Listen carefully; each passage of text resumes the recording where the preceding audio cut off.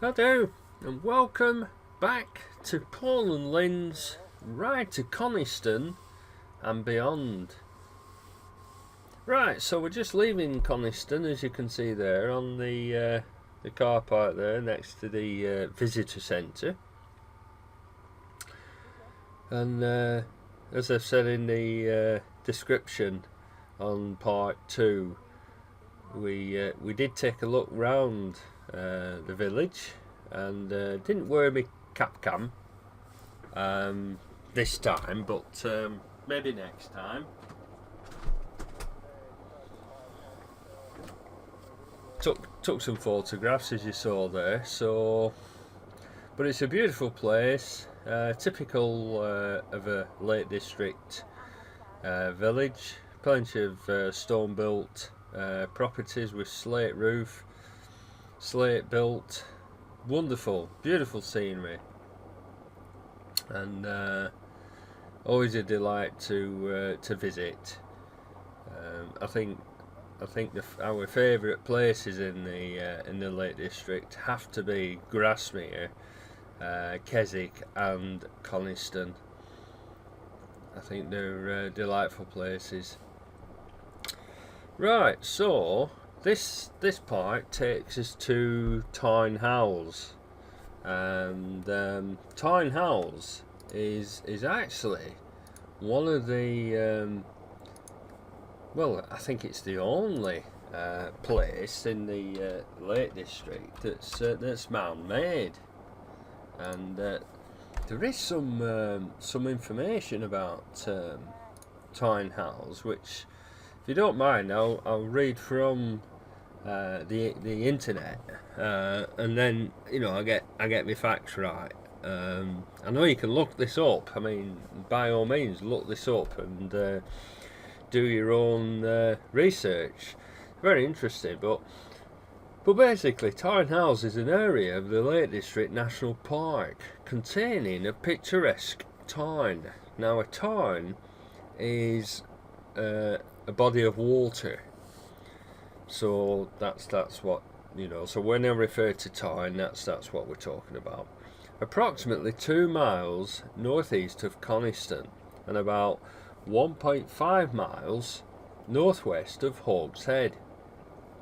It is one of the most popular tourist destinations in the area, with over 500,000 visitors per year in the 1970s, and is managed by the National Trust. Tarn House is fed at its northern end by a series of valley and basin mires, and is drained by Tongill, which cascades down over several small waterfalls to Glen Murray Bridge, named by John Ruskin, who felt that Tongill required more picturesque name, and so give the area the title Glen Murray. Now, there's a bit of history about the place. The Tarn House area originally contained 3 much smaller tarns: Low Tarn, Middle Tarn, and High Tarn. Wordsworth's Guide Through the Lake District of the Lakes. Wordsworth's Guide Through the District of the Lakes, 1835 edition.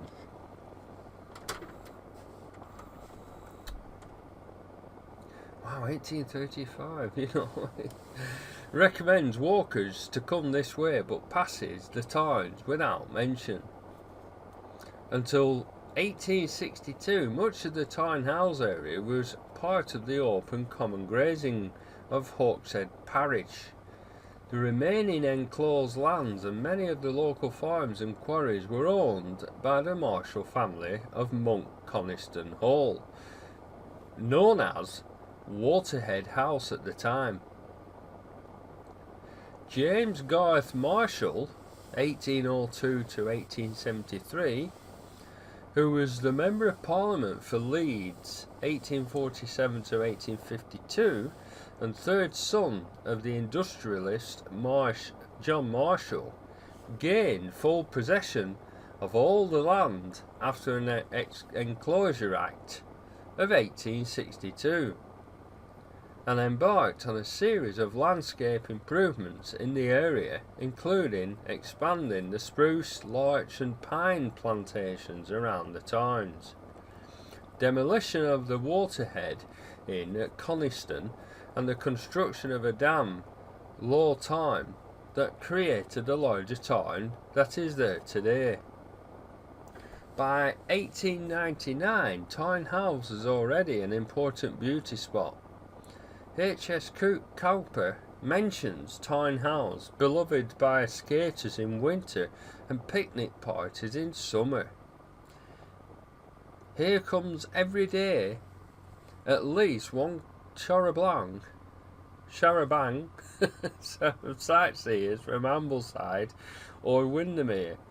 A charabang is like an open top bus, that used to carry day trippers, here, there and everywhere.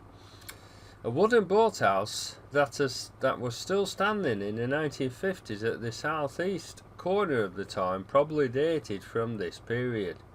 In 1913, G.D. Abraham said Tarn House is set wildly among larches and heather slopes, more like a highland lake than the other waters in Lakeland, more suitable for pedestrians than motorists.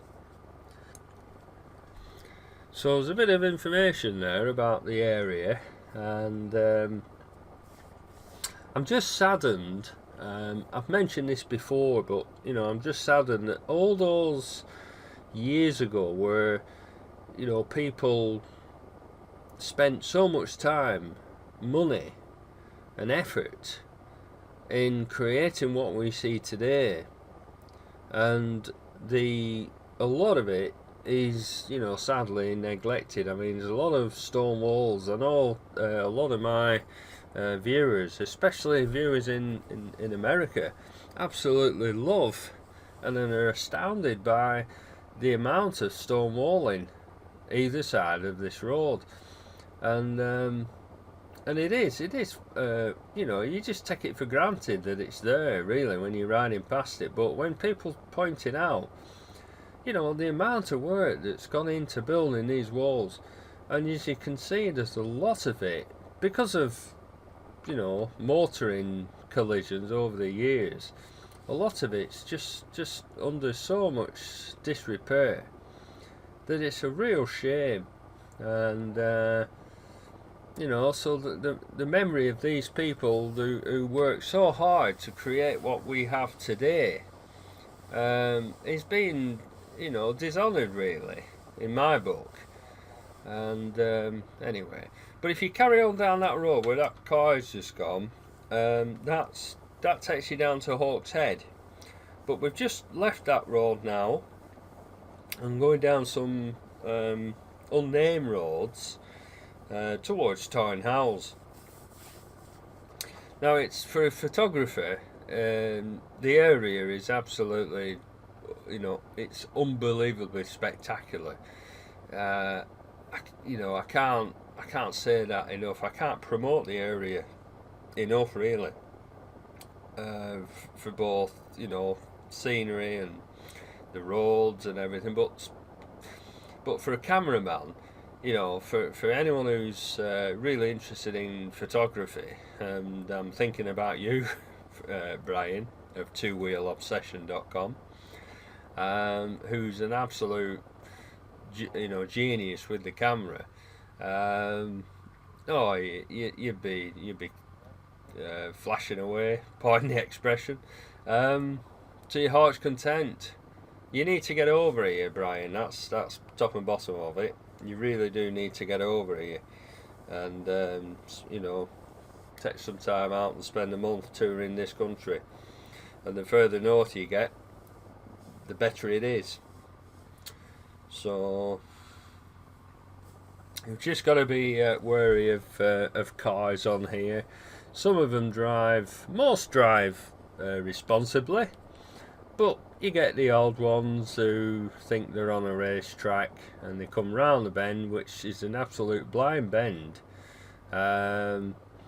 you know, and anything could be coming round. I mean, we're on a bike, so you know they can actually carry on going. But if we were in a car, well, you know, you just stop start, and it's just there's no fun in that.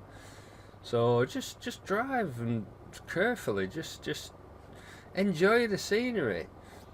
I mean, you know, if you're in a car, you're already in a cage, so you can't really enjoy the experience of the Lake District in a car. I mean, you know, I've done it when we was without a bike throughout the 1990s, and you know, I can safely say that you just don't get the same experience as you do on a bike. So, but yeah, it's a beautiful area, and you can imagine all these charabancs coming down these lanes in the 19th century and 20th century. You know, ladies in their finery. You know, just really nice.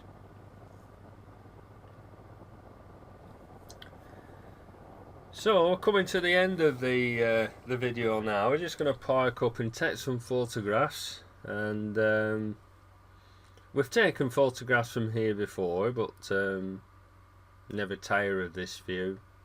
I mean, look at that, the cloud hugging the peaks. Absolutely beautiful.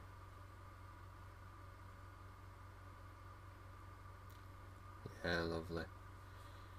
That's not a parking space, by the way, it's a passing place, but it's very quiet, so we're not so bad. Thanks for watching. See you on part 4. Bye for now.